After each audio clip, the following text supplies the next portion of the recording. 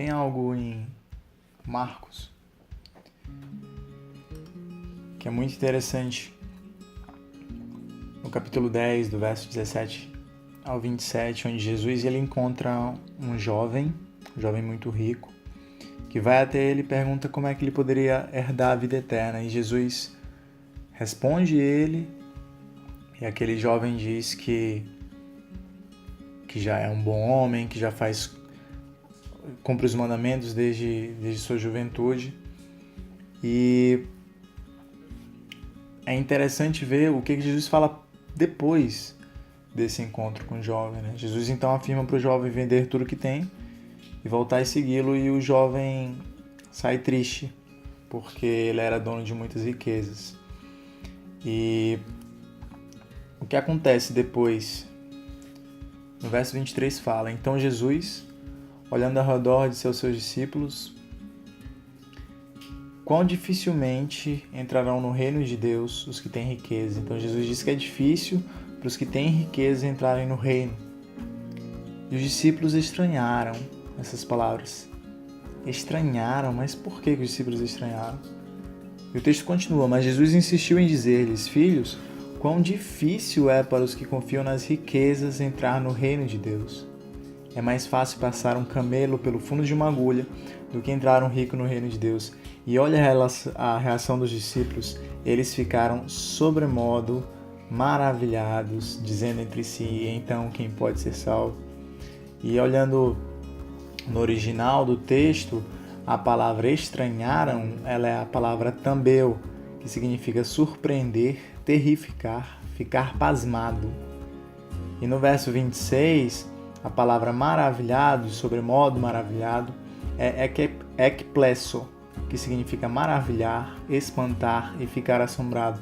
Então, Jesus fala algo para os discípulos de que é difícil um homem rico entrar no reino de Deus, e os discípulos ficam surpreendidos, maravilhados, sobremodo maravilhados, né? Por que isso? A pergunta é: por que os discípulos ficaram tão maravilhados?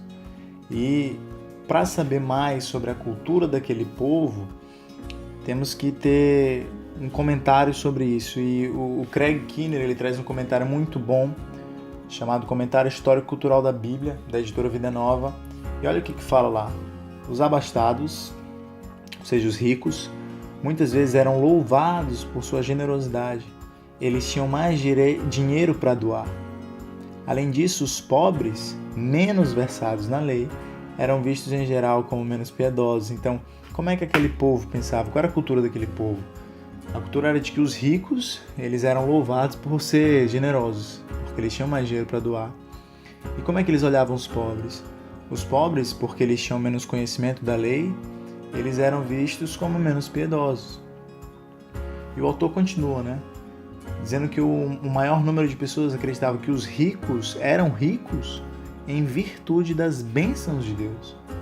Então era assim que aquela população via. A cultura daqueles homens era de que o rico, ele era abençoado por Deus, de que o rico deveria ser louvado porque podia dar mais esmolas, e de que o pobre não era tão abençoado por Deus, né?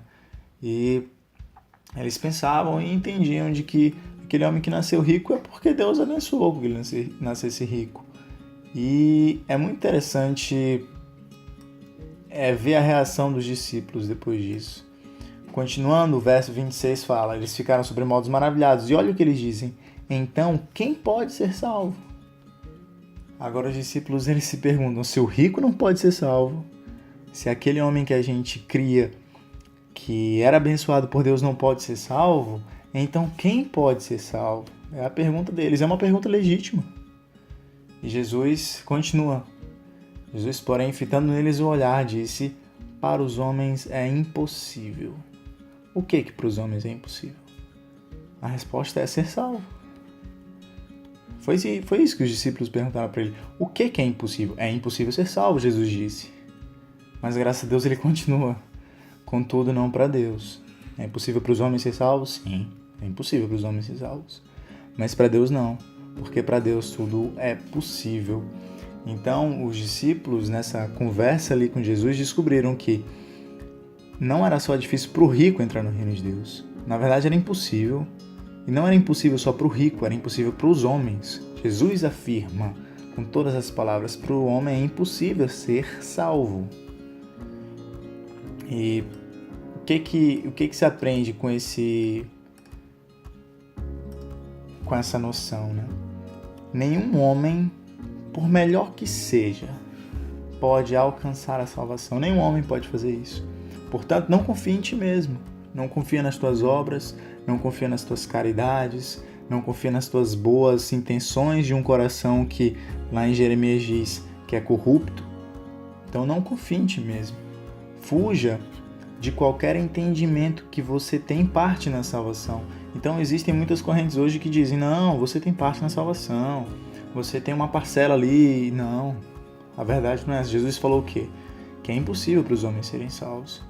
E a terceira aplicação que se pode tirar disso é, se você já nasceu de novo, agradeça, porque você não teve parte. Jesus te salvou do início ao fim. Foi Ele quem te buscou, você não foi atrás dele não. Foi Ele quem te salvou, porque todos nós merecemos unicamente o inferno.